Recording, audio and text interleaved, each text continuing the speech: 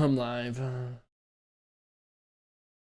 Been a second. I've been live in a few days since Christmas has been around. Well, I gotta pull up stream on Twitch and YouTube. Hopefully we're live on both. Yep. Successfully live on. No. Why? Guys, we have 6 followers on Twitch. You know how massive that is? We're cooking. We're freaking cooking, and now we're live on YouTube. TC Void's here, dude. But he's always here, dude. Watch my Twitch on full screen. Soy_Dizzle. Okay. What's up, everybody? We're live. Okay, should we watch some videos? The luckiest person who survived the impossible? Luckiest people. Dude, I'm dyslexic. Okay, let's watch this.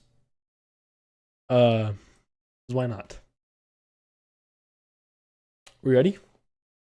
Let's do it. Nightcrawler lets you snag great last-minute deals on hotels.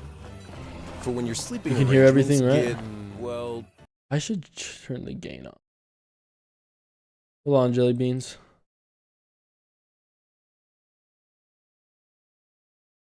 rearranged. Not on marshmallows. How are we supposed to make the s'mores? Is that loud enough? Anyone's here? I don't think anyone's here. I have an idea. I have an idea. Hello. Wait. Great Hello. outdoors Hello. are- Hello. Hello. The great indoors are. The great indoors are. Damn it. Climate Hello. control. Hello.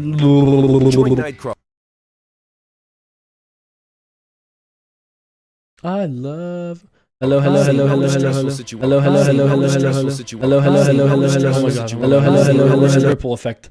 Holy guacamole. It's fine. Sounds good. Okay. Let's start. Stephen McCormack. Hold on. Here we go. The luckiest people who survive the impossible. Stephen McCormack.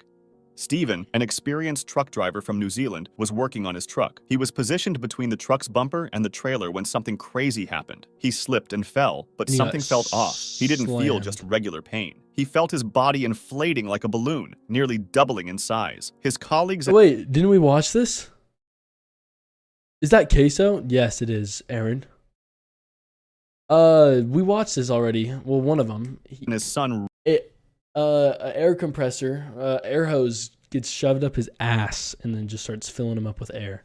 rushed to help him. Quickly realizing what had actually happened, Stephen had fallen onto the brass valve that supplies compressed air to the truck's brakes. How'd I know? The valve punctured his bum, forcing pressurized air into his His body. bum. They immediately... Dude, I already talked about this. Imagine just getting an air hose stuck up your butt and just turning it on and you just start inflating like a balloon.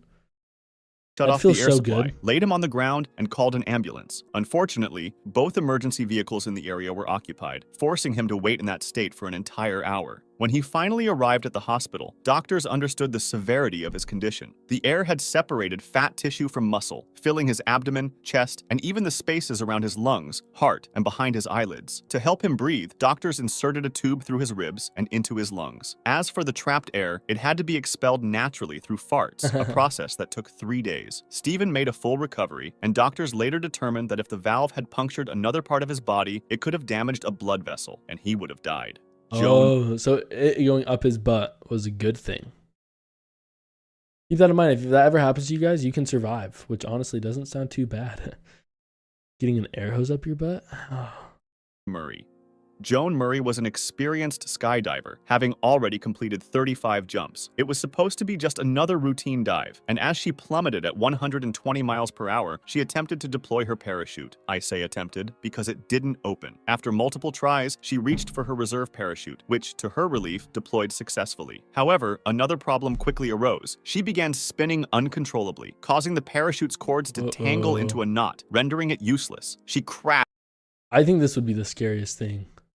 Imagine you're skydiving and then your parachute fails and you're just like, crashed into the ground at 80 miles per hour, and upon impact, she heard a loud crack before losing consciousness. Joan fell into a coma and was rushed to the hospital, where doctors performed multiple complex reconstructive surgeries and blood transfusions. Did she survive? The entire right side of her body was crushed, yet incredibly, 2 weeks later, she woke up from the coma and made a full recovery. The reason she survived was just crazy. By pure chance, she landed directly on a fire ant nest, disturbing the venomous ants. In response, they came out of their nests and swarmed her body, stinging and biting her over 200 times. Fire ant venom, known as solanopsin, stimulates the nervous system. The overwhelming amount of it that was injected into her body kept her heart beating until paramedics arrived, saving her life. Margaret Guire. That's crazy. What are the odds she lands on it?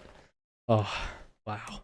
Margaret was a young Canadian woman who had just married her husband, Herbert, in 1915. To celebrate, they decided to take a trip and boarded the RMS Lusitania in New York City, bound for Liverpool. They were enjoying their trip, having a routine dinner on the ship, when suddenly they heard a loud boom. The ship had been torpedoed by a German submarine. Herbert immediately escorted his wife Margaret to a lifeboat, where she was joined by 3 other women and a baby. However, as she looked up, she saw the ship's massive smokestacks above them, and she feared they might collapse onto their lifeboat. In a moment of panic, she climbed back up the stairs to the deck, while Herbert, believing she was safe, boarded another lifeboat with other passengers. As the Lusitania rapidly sank, Margaret tried to swim away from the wreckage, but her efforts were in vain. A whirlpool formed as the ship submerged, pulling her and 2 other men into one of the smokestacks. Miraculously, a sudden explosion from below blasted her back to the surface, where she was spotted and rescued by a nearby lifeboat. As she looked around, she saw Herbert in another lifeboat crying, believing she had died.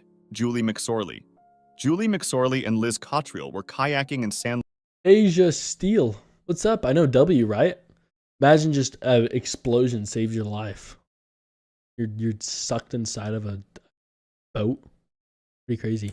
Luis Obispo, California, drawn by a spectacular event, humpback whales feeding on fish in the bay. There were lots of tourists on their boats and kayaks watching the whole thing. And even though whale watching is a popular activity, I think I've seen this. This is the one where the guy gets swallowed by the thing, I think, the whale. It comes with important safety precautions. Experts recommend staying at least 300 feet away from the feeding zone to avoid dangerous encounters. Unfortunately, Julie and Liz misjudged the distance. A tightly packed swarm of fish, known as a bait ball, suddenly moved alarmingly close to them. But they weren't the only ones to notice. Their presence had also caught the attention of a humpback whale. Before they had time to react, the whale lunged forward to swallow the fish, but in the process, it also scooped up Julie and Liz. Trapped inside its massive mouth, they probably thought that they were about to be swallowed whole. After all, humpback whales can grow up to 56 feet long, a huge size from a human perspective. However, despite their enormous mouths, humpback whales have relatively small throats, only about the size of a human fist and capable of stretching to just 15 inches in diameter. They also lack teeth, meaning the 2 women weren't crushed. Luckily, a whale's natural instinct is to spit out anything that isn't fish, and that's exactly what happened. Moments later, Julie and Liz were spat out from the whale. That'd be crazy to get swallowed by a whale. What's up, Alexander? Good to see you here, dude. How you doing, kitten? Mouth and surfaced unharmed. Matthew Lowe. Matthew was heading to his factory for a routine shift, just like any other day. Upon arriving, he immediately got to work. As he walked past an automated conveyor belt, he suddenly felt his overalls snag on something. Unfortunately, it was the conveyor itself. Before he could react, he was pulled onto the belt and dragged toward a 5-inch opening. Within seconds, his entire body was forced through the narrow tunnel. He could hear the cracks of his bones as the machine spat him out on the other side. Miraculously, he remained conscious. Matthew's agonizing screams alerted his coworkers, who rushed to the scene. What they saw was horrifying. His back was broken in 2 places, his pelvis, ribs, and hips were nearly completely crushed, and his abdomen was severely torn. He was rushed to the hospital, but doctors had little hope for his survival. They even advised his partner to prepare for the worst. However, against all odds, Matthew survived. After 6 surgeries and a month in the hospital, he slowly began to recover. 18 months later, he made a full recovery and even returned to work. Taiba. And died. Taiba, a young Indian girl, went out for a walk when she came across a construction site. Intrigued, she decided to explore the area. The site was filled with debris and half-finished structures, making it extremely risky to navigate, especially without proper equipment or experience. As she walked through the site, she tripped and fell neck-first onto a long metal rod protruding from a brick. Bystanders witnessed the horrifying scene and immediately called for an ambulance. When Taiba arrived at the hospital, doctors were left stunned. Miraculously, the rod had missed all vital nerves and blood vessels in her head. After a 35-minute surgery, doctors successfully removed the rod. Amazingly, she was discharged just 3 days later. Had she fallen just a few inches further forward, she would have died. Frane Selak.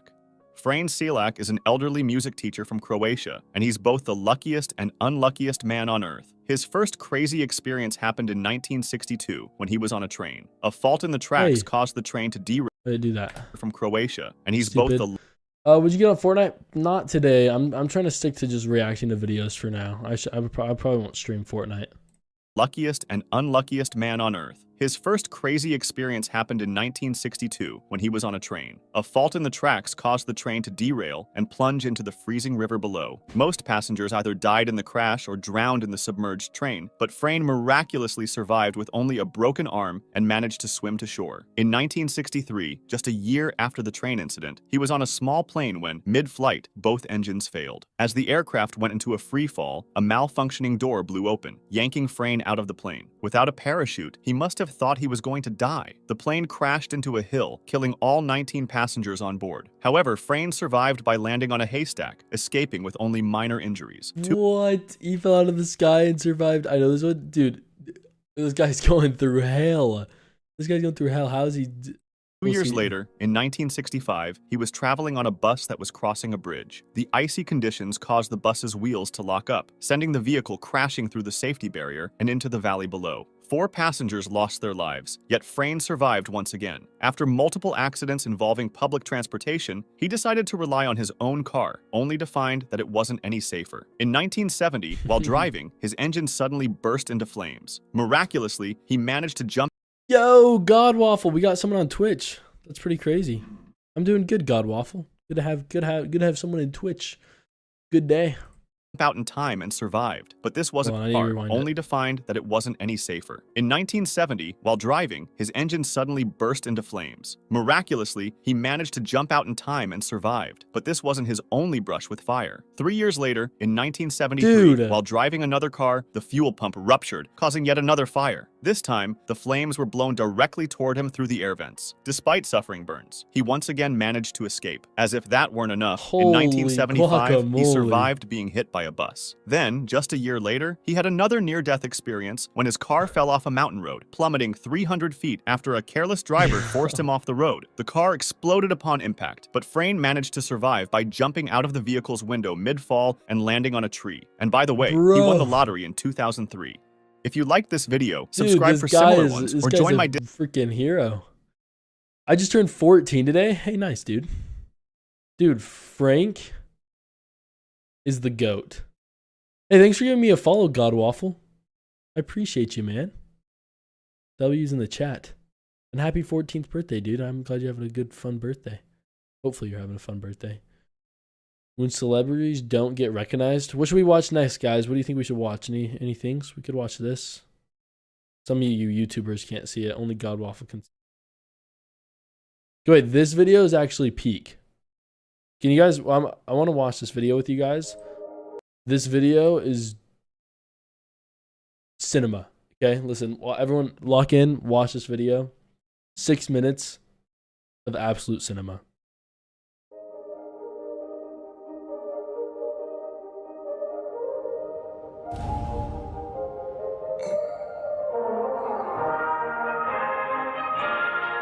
So your name is Toon Sabu. Yeah. Well, you can call him Triple T, baby.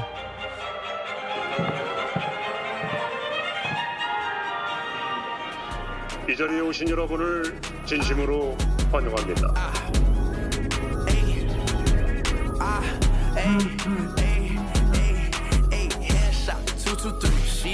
What the Let me take her to the back, she wanna look at me. Wait, I don't need the money. Headshot, 223, bear rock, movie scene. Baby, let's turn up in this party, what's a wedding ring? My same haters in the club, we blowing up the scene. It's the same bulls, we turning up, we repping for the deep. Everybody, watch out! Did he just oiled up the floor? Please be careful when you...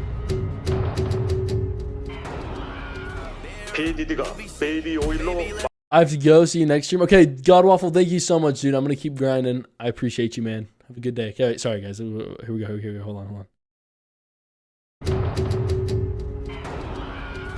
PDD가 베이비 오일로 많은 사람들을 제거했으니 다음 게임으로 넘어가겠습니다. 이 게임은 4명의 플레이어로 구성된 팀으로 진행됩니다. 왼쪽 타워에 오를 팀을 추첨하겠습니다. 가이세나트, 드루스키, 빈슈스 주니어 그리고 조지 플로이드가 다음 팀과 맞붙게 됩니다.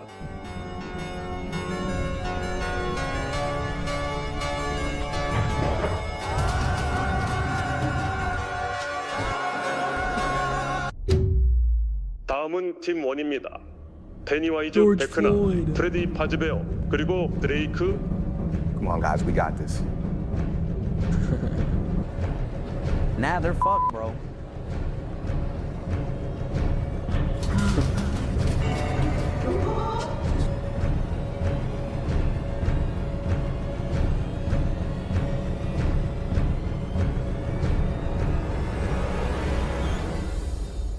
Wait, why are you 3?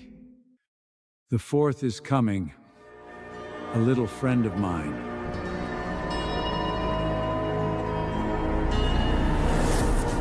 텅텅텅 so hard.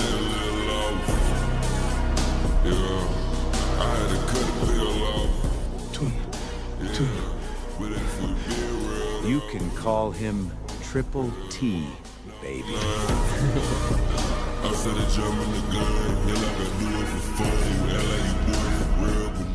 참가자 여러분, 다음 게임으로 넘어가겠습니다.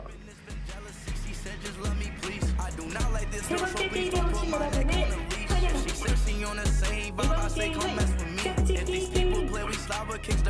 다시 한번 알려드립니다. 이번 게임은 짝짓기 게임입니다.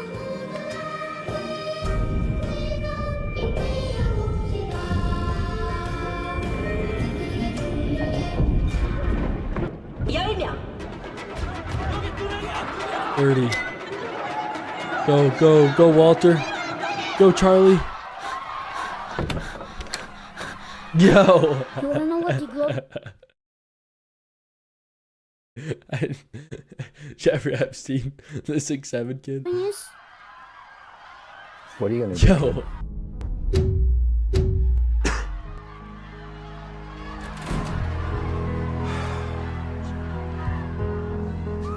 We finally met, Mr. White. I know how to get you and Charlie out of here. All you have to do is listen.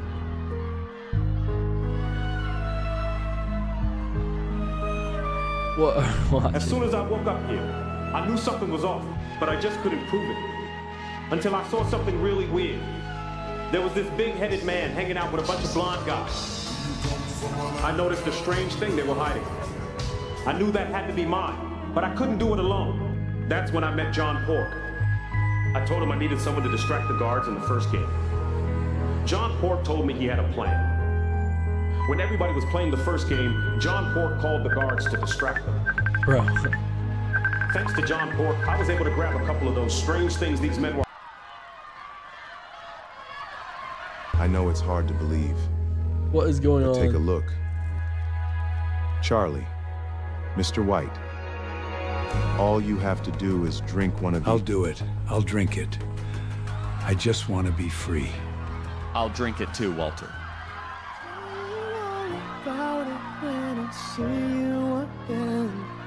We've come a long You gotta do it now, Mr. White. from where we began. Oh, I'll tell you all about it when I see you again. When Goodbye, I see guys. you again. First you both go out your way and the vibe is feeling strong and what's small turns I don't to care a if it's friendship, a copyright. friendship turn to a bond and that bond will never be broken. The love will never get lost. And when brotherhood come first, then the line will never be crossed. Established it on our own when that line had to be drawn, and that line is what we reach. So remember me when I'm gone. It's been a long day without you, my friend, and I'll tell you all about it when I see you again. You know I hate goodbyes. Thought you could leave without saying goodbye?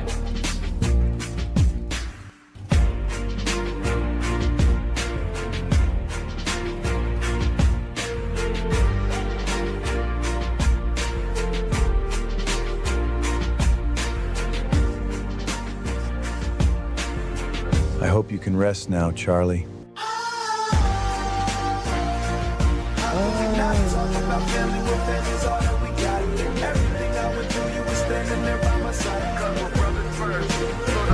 Dang.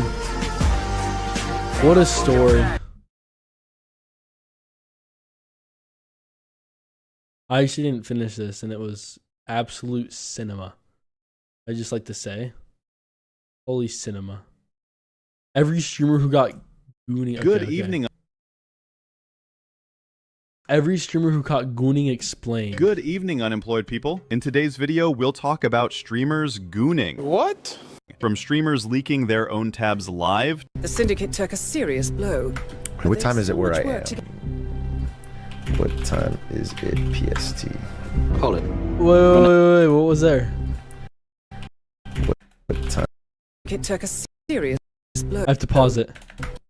What time is it where I am?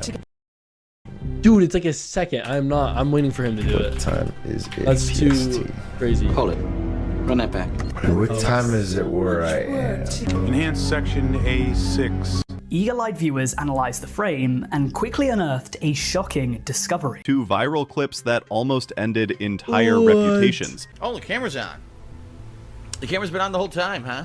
I don't even know. These are the times when streamers got caught gooning. Starting off with the streamer Kai Cenat. Kai Cenat's gooning moment happened during a stream where it appeared he was receiving a sexual favor. Specifically, what many viewers believed looked like a hand job while still live on camera.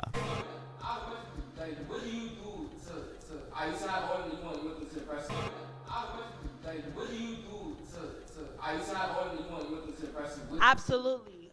We had this conversation earlier. If you guys was here, y'all was somewhere high. Keep in mind, his younger brother was in the room with him at the time. But anyways, like I said, for a man, what I provide, people like, oh, what do you bring to the table? At first, it even looked like the girl went for something more explicit, but Kai seemed to push her off to keep his composure. Let me explain what I bring to the table. How about that? What is going Stop on? posting your money. Stop posting your car. Stop posting your house. Go on there and post your personality. Show me how funny you are. Show me how, you know what I'm saying, how nice you are. But you might see that stuff and I take you to Arby's and you're like, we done. That's all. You might want to personality and then I take you to Arby's and we done. We done really doing on that. When the girl was later asked what was happening, she didn't even bother to deny it. What shocked Yeah, all right. shocked people even more was doing? that Twitch didn't take any action. No ban, no suspension, nothing. This was especially concerning considering a huge portion of Kai's audience is made up of kids. Now, the next case, Atrioc, real name Brandon Ewing, a well-known Twitch creator and former NVIDIA marketing manager who built his reputation on being smart, funny, and relatable. Best friends with Ludwig and part of that tight-knit circle of respected streamers. Atrioc got caught gooning in one of the most unexpected and career-damaging ways imaginable. He was live on Twitch, doing a normal stream, chatting, showing things on his desktop, nothing out of the ordinary. But for just a split second, a single tab flashed across his screen. Syndicate took a serious blow. This is that. What time is it where I am? What time is it where I am? It was open to a deepfake adult Hot site featuring explicit, lagging. non-consensual videos of popular female streamers, including some of his own friends and colleagues like QT Cinderella and Pokimane. The frame lasted less than a That would be second, but the internet horrible. caught it instantly. If you don't want the technical jargon, here's the blunt version. A site had videos where the actual faces of popular female streamers were digitally grafted onto adult content. Deepfakes steal likenesses without consent. They're ugly, illegal in spirit, and they ruin lives when they leak into public view. Atrioc, at the time closely tied to big creators like Ludwig and social circles that included Cutie Cinderella, suddenly had the worst possible thing tied to his name. When he finally showed up on stream to apologize, it was raw and messy, and he had his wife with him. He said, I'm embarrassed. I'm angry at myself. I feel fucking... I just feel so fucking stupid. Before I go into the apology...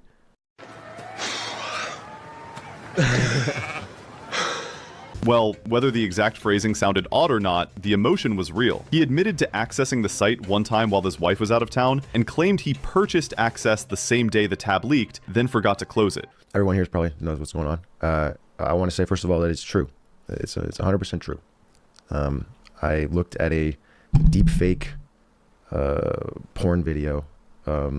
Before I go into the apology, because I think it feels weird if you use a butt later, I just want to say a couple facts. I don't know if I should include this or not, but I have the receipt thing right here. This is from the exact same day that fucking clip is from. All right, there's no pattern of behavior. It's not months and months and months. It was just one video on the same day, and I just stupidly left the fucking tab open, and it was at 2 a.m. on the night before when Ari was out of town. So QT Cinderella publicly said their relationship was irreparable. That the platform and the wildfire that it spread is just like, it feels so unrepairable at this point. She felt personally violated by the content and the fact that it involved people close to her. After the leak, Atrioc didn't play the deny everything game. He stepped up. He publicly donated over $100,000 to fight deepfake sites, spent money and time taking them down, and claimed to have helped remove hundreds of them. From a PR perspective, that's the kind of corrective action teams preach about: accountability plus remediation. From a human perspective, donating real cash and lobbying for takedowns is the minimum you can do when your mistake contributes to harm. Now, flip the script to DSP. Darkside Phil, or DSP for short, is a longtime internet personality and gaming streamer, known primarily for his presence on platforms like YouTube and Twitch. He's been active in the gaming and streaming world for over a decade, becoming a staple of the Let's Play scene. DSP initially gained popularity in the mid-2000s with his walkthroughs and commentary on video games, particularly ones like Street Fighter and the Elder Scrolls series. Now, DSP was live years ago, setting up what he thought was just another pre-stream. He believed the broadcast hadn't started yet, casually sitting at his desk, totally unaware that his camera was rolling. Then it happened. In full view of his live audience, he started pleasuring himself, completely unaware that hundreds of viewers were already watching. Seconds later, he looked up, realized the camera was on, froze, and muttered, "Oh, the camera's on. The camera's been on the whole time, huh? I don't even know."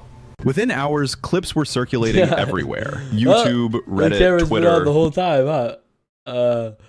You guys didn't see anything, right? With thousands of people in disbelief. It wasn't just shocking, it was absurdly awkward. For DSP, the damage compounded in a different way. In the aftermath, he tried to laugh it off, calling it an honest mistake, and saying he thought the stream hadn't started. Technically, he wasn't lying. It really was an accident, but that didn't matter. The internet isn't known for empathy. The clip spread faster than any of his gaming content ever did, and his name became a punchline across forums and reaction channels. Nowadays, he struggles to even get a decent number of views, though that could also be because of the dead games he plays. DSP really fell off. Next up, we have Vosh. The Vosh incident started like any normal stream. Casual, laid back, him browsing and chatting with his audience. He's a political commentator known for long debates, deep discussions, and sharp takes. But during one of his streams, while sharing his screen, he opened a folder on his desktop. For a second, everything seemed fine, until chat noticed what was inside. You can see this is an example of the kind of structure that I'm referring to. Among the thumbnails were explicit images. Wait, hold on. Of structure that I'm referring to. Among The next one's I show speed. We'll the thumbnails were explicit images, and some of them weren't just normal adult content. They appeared to be questionable, drawn, stylized images that people immediately recognized as being tied to an artist known for lolicon material, including underage-looking characters. One folder title in particular, something about horses, made the situation spiral even further. The internet moved at lightning speed. Within minutes, screenshots of his desktop were everywhere. Reddit threads, Twitter posts, YouTube reactions, all dissecting every inch of that folder preview. People labeled it the horse folder incident, and it instantly became a viral talking point. For someone who had built his career talking about morality, power dynamics, and social justice, this was the last kind of exposure anyone expected. When Vosh realized what had happened, he addressed it immediately. immediately in a follow-up stream. His tone was defensive but calm, trying to contextualize everything. He admitted that yes, those files were real, but he claimed he hadn't known who the artist was or what their art represented. By the next day, I had learned from what felt like the entire goddamn internet that 2 of the images in my folder preview window were actually from a well-known lolicon artist, and therefore definitely intended to be lolly shit, which has to be the worst possible way to find out about that sort of thing. Now, he explained that the folder contained a mix of adult artwork he'd saved over time and said he hadn't realized a few images came from a controversial source. Obviously, the accusation here isn't just that I had those images saved. That part's true, not really an accusation, but also that I must have known that they were lolicon and saved them because they were lolicon. Now, the obvious and predictable but nonetheless true response from me is that no, I didn't know that, and that must not have been the impression I got from those 2 drawings, because if I had gotten that impression, then I wouldn't have saved them. You know, he insisted he didn't support that kind of material and that it was a case of inattentive browsing, not deliberate behavior. Now, in streamer terms, that excuse doesn't land clean. You don't accidentally keep an entire folder of NSFW content with categories like that. But here's the complicated part. Some people believed him, not because of the folder, but because his core audience already saw him as a left-leaning debater who spoke often about morality, art, and context. They already had a mental model of him as philosophical. So when he leaned on that angle, his fans gave him room. His response video actually had a positive like to dislike ratio, which is wild considering the context. After the dust settled, Vosh didn't lose everything. His numbers dropped, but he slowly regained momentum. People debated it to death. Some left, some stayed. And a few months later, he was pulling similar view counts again. Now let's move to Rockeye. This one's different because instead of getting exposed accidentally, he basically exposed himself. His private Twitter goon account leaked, and instead of denying it, he went live and owned it. Gooner. Oh my gosh. Okay, so chat, listen. You caught me. Yes, I beat my meat. Yes. Chat, everybody, hold on, listen. Chat, listen. Everybody in the world has like a separate Twitter account where it's mad. That's not true. I don't have like that. Twitter. You know what I'm saying? Yes, I beat my meat. Hey chat, by the way, chat, that account been hacked. His tone was defensive. Is this your first time streaming? No, I've been going live for like 2 weeks now. My meat. Hey chat, by the way, chat, that account been hacked. His tone was defensive but comedic, half joking, half serious. He said the account had been hacked, then said it was old. Okay, see Alexander. Offensive but comedic, half joking, half serious. He said the account had been hacked, then said it was old, then admitted he used it. What made this so interesting wasn't just the confession, it was how casual he was about it. He talked about it like it was something to be proud of, like everyone does it. He made jokes mid-stream, laughed, and turned it into a meme with his chat. By the way, I made a video about how spoiled Rakai is getting, so go check it out, guys. Then there's I Show Speed. His situation was tame compared to the others, but still blew up because of who he is. He was live typing something into Google, and after typing H and O, the autofill finished his thought: how to have sex in Cyberpunk. That's it. No clips, no leaks, no folders, just one autofill. But the internet ran with it. Drama Alert reported it, Twitter turned it into a meme, people joked that he was caught gooning live. Speed's entire career runs on shock, noise, and spontaneity. His audience doesn't care about scandals because his brand is chaos. That's an important dynamic. The bigger your brand's identity as unpredictable, the more you can survive unpredictable events. And Speed did survive. Next up, we have Sketch. The Sketch incident hit the internet like a wave no one saw coming. Sketch, the YouTuber known for clean humor, upbeat energy, and family-friendly content, was one of those creators people thought could do no wrong. His channel was full of lighthearted skits, gaming, and jokes that appealed to kids, teens, and parents alike. He built I was like, what the hell did Sketch do? But he was like found for that was spotless. No controversies, no scandals, just good vibes and consistency. That's why when the news broke about his old OnlyFans account, the shock hit harder than anything. I've not seen pictures. Why when the news broke about his old OnlyFans. OnlyFans. That's not Sketch. Why am I looking at this? His account, the shock hit harder than anyone That is not expected. Sketch, right? It started with screenshots circulating That's online. Sketch. Someone dug up archived posts linking Sketch to an old OnlyFans profile, showing Hey. adult content he had allegedly Hey, if he's happy, you Sketch. made years before his rise on YouTube. Within hours, people started debating if it was really him. The evidence lined up: usernames, old photos, timestamps. And when people realized it was legit, the conversation flipped from disbelief to outrage. Fans felt betrayed. The comment sections were flooded with messages like, "I can't believe this. He lied to us," and "He's supposed to be family friendly." But the truth is, Sketch never lied. He just never talked about it. He had a past, like everyone else, and that past happened to include something people weren't ready to associate with their safe creator. What really burned, though, was how fast brands reacted. Companies dropped him, collaborations disappeared, and YouTube channels that once promoted his content started deleting playlists. It was a domino effect, driven by optics, not facts. And that's the dangerous part of the just wanted to influencer post his economy. Your OnlyFans. livelihood isn't just built on views, it's built on perception. Sketch responded. So, okay, I'll start from the top.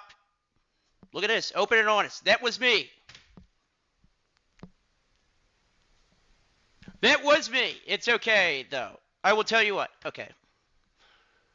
He posted a statement saying Hey, he was dude, young he's and honest. He's just having fun. dumb back then, that he'd grown, and that his content now reflected who he wanted to be. I will tell you what. Okay. 2 years ago, I did some stuff. I'm sorry if you've seen some of the stuff. You know, I'm a changed person. It was short, almost minimal. No tears, no theatrics, just a line drawn between then and now. Or Sketch. He just wanted to have some fun. People trying to cancel gooners like they don't be gooning all the time. True. Remember, close your gooning tabs. Everyone make sure to close your gooning tabs. No, I don't have any tabs open. It's okay. Get out. Okay. What else can we watch, huh? I actually want to check viewers. What are we looking at on viewers? Let's see. We have one viewer here, which is me. And we have one viewer here, which is me. Awesome. We're cooking, guys. Let's see. Types of people after high school. Imagine being able to build an Let's app see, with your as a name high on school it, dropout. just by thinking about it. Meet base. You did it. Types of people after high school. You did it. You graduated. You survived 4 years of awkward class presentations, school lunches that probably violated the Geneva. I have like 2 viewers, so you guys probably don't know a lot about me, but I actually dropped out of high school, so I don't really know how to relate. Anyways. Convention, and your Discord group chat did not get leaked. But now you're out, you're free, and suddenly that question hits like a truck. So what's next? Some people sprint toward college like it's the finish line, others clock into a job 2 days later like, yep, this is life now. And then there's the rest of us just sitting in our rooms like, should I start a podcast or a pyramid scheme? Let's talk about it. The types of people after high school and how weird this phase of life actually is. Starting off, we have the college dreamer. These are kids that always knew they were going to college. They had a dream school, a major, a life plan, a backup plan, and a backup for their backup. They got their dorm set up of the college dreamer. These are kids that always knew they were going to college. They had a dream school, a major, a life plan, a backup plan, and a backup OnlyFans for their backup. They got their dorm set up off Pinterest, joined a Discord server for their class before orientation, and had their roommate's name memorized before they even graduated high school. Fast forward a few weeks and it's like, yeah, I'm 14 grand in debt, I hate my major, and my roommate's been coughing since the second week of school. College is cool if you know what you're doing, but most people don't. Most people just go because they're told to by parents, teachers, guidance counselors. Listen, do not go to college if you do not have a plan. That is the stupidest thing you can do in this world, is go to college and be like, I don't know what I'm going to do, because you're investing all this money and 90% of the people don't ever use it. And then they're in debt and just cooked. So don't go to college unless you have a plan, guys. And the ghost of the American dream, and now you're paying 40 grand a year just to cry in a communal bathroom. Fun times. Then there's the people who skip college and go straight into the workforce. They start working warehouse jobs, retail, construction, whatever gets the bills paid. They're making money, stacking checks, and eating out every night because they still live at home and only have 3 bills. At first it sounds smart. You're making money right away, no student loans hanging over your head, and your weekends are free if you're lucky. You start thinking, hey, this might actually be a better path. But then the reality sets in. The hours are long, the pay isn't as life-changing as you thought, you're constantly tired physically and mentally, you go home drained, you wake up drained, and every day starts blurring together. You're surrounded by people twice your age who have been there since before you were even born, and they'll say things like, it's not great, but it's a job, or at least it's stable. It's not great, but it's a job, dude. I'm not gonna do it, dude. I gotta make YouTube work.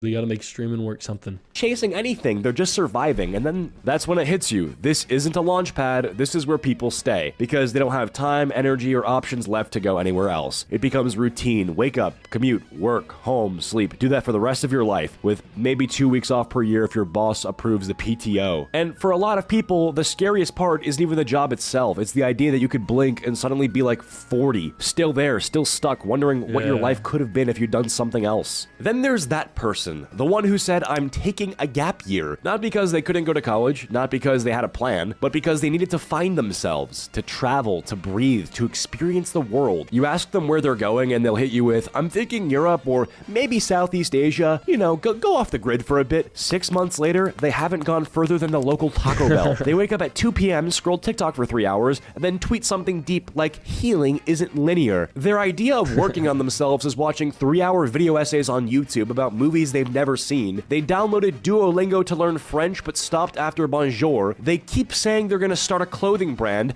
and they did design one hoodie in Canva that they haven't posted because they're waiting for the right vibe. And listen, there's no shame in taking a break. Sometimes that time off is necessary, especially if school has burnt you out. But the problem is this break becomes your whole life. You know, 1 month becomes 3, 3 becomes 6, and before you know it, they've built a full routine around doing absolutely nothing. Wake up late, stare at a wall, play some Valorant, hit up their local gas station for dinner, and repeat. But they'll keep saying, trust me, bro, I got plans. And when you ask what those plans are, it's always vague. Big things coming. I'm in a building phase right now. No, you're not. You're in pajamas at 4 p.m. They'll talk about launching something like they're Elon Musk, but the closest thing they've launched is a DoorDash order. They keep referencing the economy like it's the reason they haven't made a move yet. Like, I mean, with inflation the way it is right now, bro, you don't even pay for gas. What are you talking about? And look, we've all been there to some extent. You know, the weird limbo phase.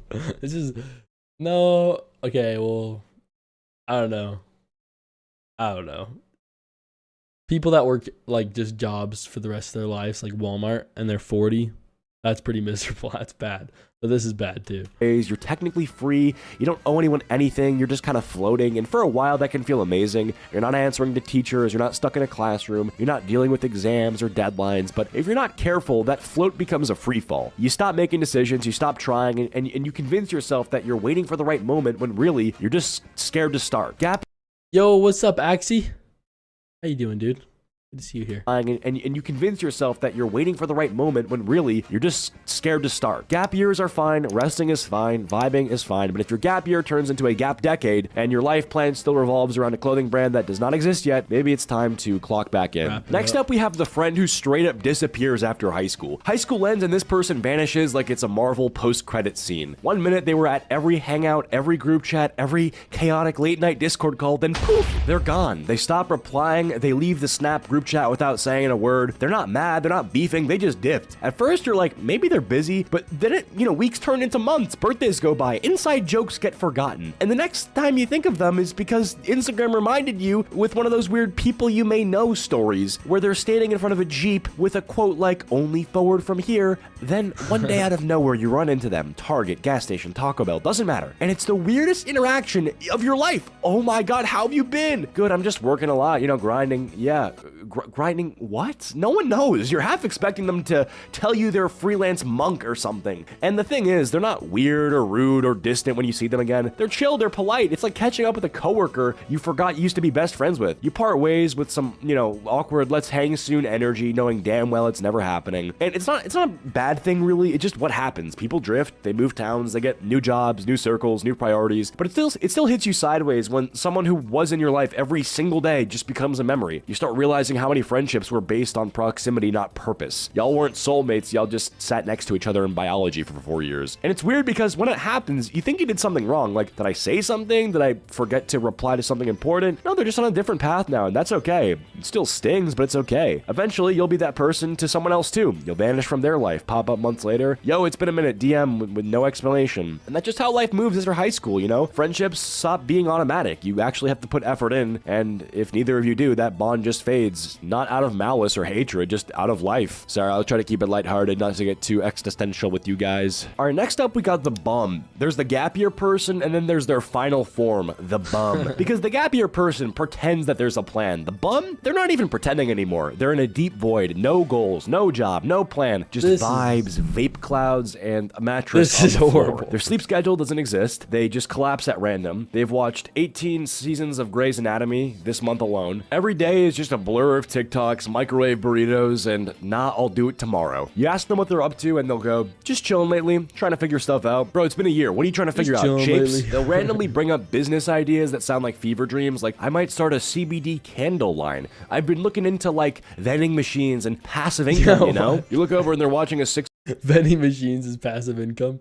Dude, that's actually genius. Hour YouTube documentary on crypto by a guy named Finance Daddy. They haven't applied to a single job, not because they're unqualified, but because they haven't updated their resume since 10th grade when they worked at Chuck E. Cheese for 2 weeks. And here's the thing, it didn't start this way. Most of the time, the bum used to be the gap year person. They took a break to chill and they just never got back up. It's like when your computer goes into sleep mode but never wakes back up, that's them. It's being stuck in like a permanent loading screen. And that's kind of the post-high school lineup. There's definitely some people I haven't covered, so 10,000 likes for a part 2. Whether you're in college pretending to take notes on a Zoom class, guy that dropped out at 10th grade and has been working to become a YouTuber for 4 years. Doesn't seem like he covered that one. Okay. What are we doing? Let's see. Do we want to watch one of these? Strict parents be like... Dude, how do I get viewers? How do I get viewers, Asia Steele? Thank you for watching me, Asia. You are a W. What should I watch? What should we watch today, fella? Asia, you got any like things you want to watch? Gen Z, the addicted generation. Sure, let's watch this. The other day I woke up. Let's watch it. I want to save it to watch later. How do you do that? I'll just like it for now. All right, let's watch it. Let's take a gander. Ready? The addicted Gen Z, the addicted generation. The other day I woke up to 2 things. 1, forgetting my hydro flask at a damn soccer field, resulting in someone taking it. 2, the realization that Gen Z might struggle with some of the worst addictions of all time. A few years ago, one of my closest coworkers at the time looked me square in the face and asked, "Yo bro, what are you addicted to?" I thought to myself, damn, that's a pretty loaded question to ask at 1 p.m. behind the cash register at a damn shoe store. Nonetheless, I thought about it and didn't know how to answer on the spot. And so I looked at him and said, I'm gonna be honest, bro, I don't even know. What about you? What makes you ask that question? Bro, I think I'm addicted to dopamine, bro. My 18-year-old self thought, dopamine? What the hell's this guy on about, bruh? I had only recently just barely passed chemistry, as neutrons, protons, and fucking electrons were never really much of my strong suit. And yet here I am with this nigga in front of me dropping the word dopamine as if he wants me to recite its chemical compound on the spot. Fast forward a few years later, the other day I had a shower thought. Oh, dopamine. He was addicted to a constant state of feeling good.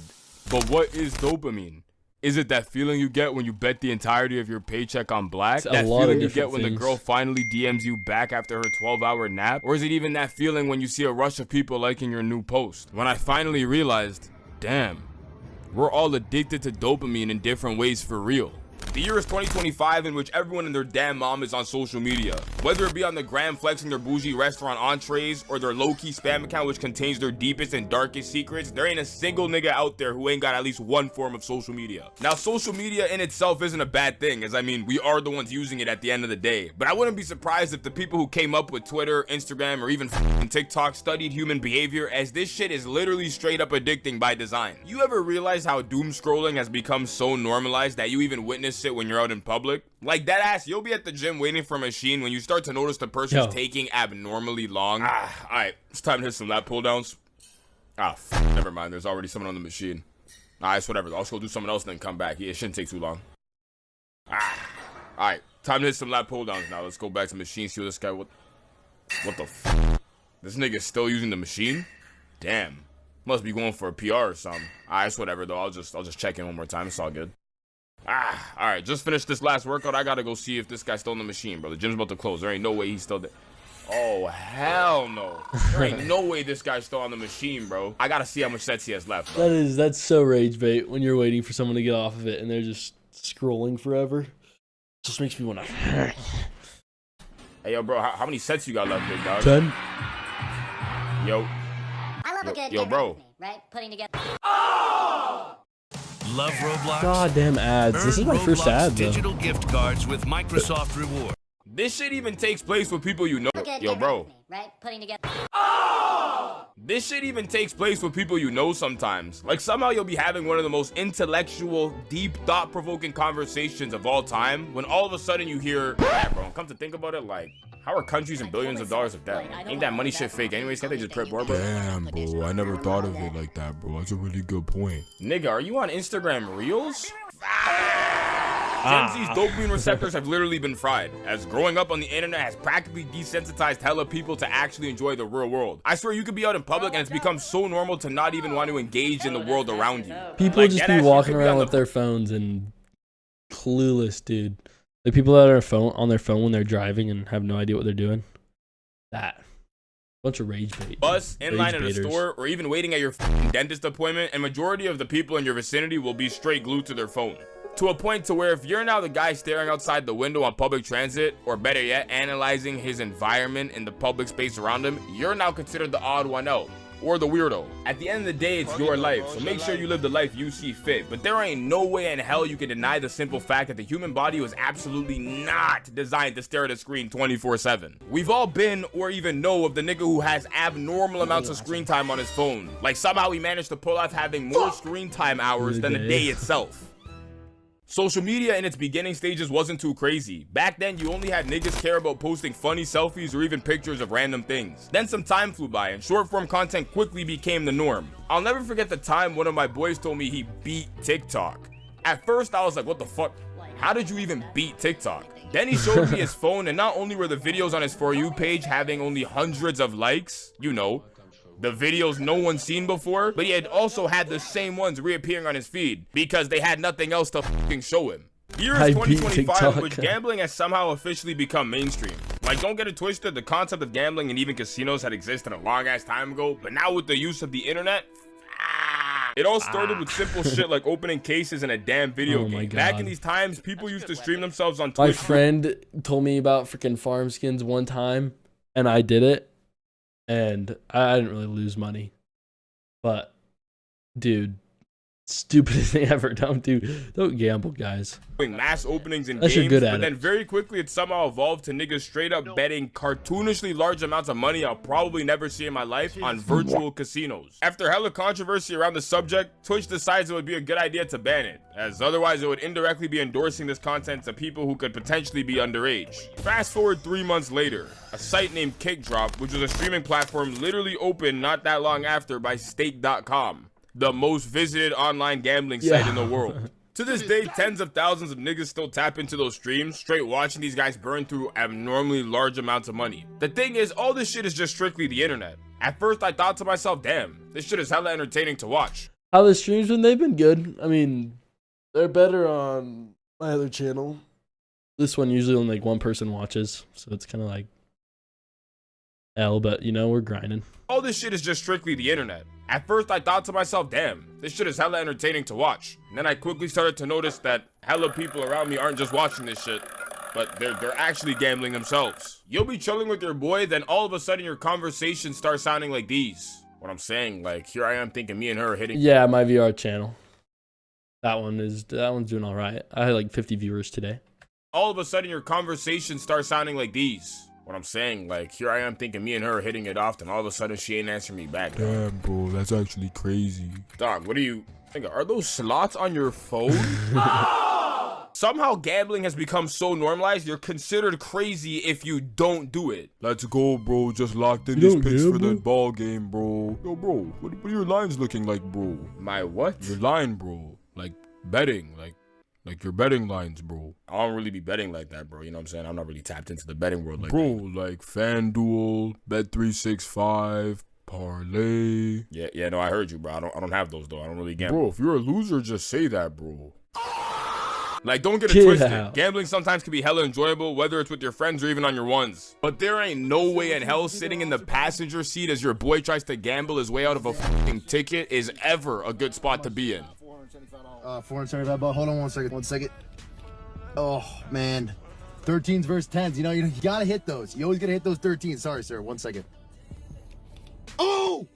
Or even sitting in the back seat of your boy's whip as he's in the driver's seat, losing every single possible spin on fucking slot. Okay, I'm bored of this video. I'm getting bored. Gambling your way out of this ticket is mad, right, dude? That is actually crazy. Is this the video I just watched? I don't know. Dude, I know we need to get some viewers in here. I need to start just like posting on like TikTok in short form. You know? And then I can build an audience on there and tell them I'm streaming and then get them on here. That would be W. It's a loop. I don't know what you're saying, Asia. I don't know what that means. Okay, should I end the stream here? Is it a good time to end the stream? Wait, what if I do full face on YouTube? Oh, look at me. Okay, I'm gonna leave. Goodbye. Axie, thanks for stopping by. See you, Asia. Thanks for like staying in the whole freaking stream, you goat. See you guys. I'll be back tomorrow. All right, guys.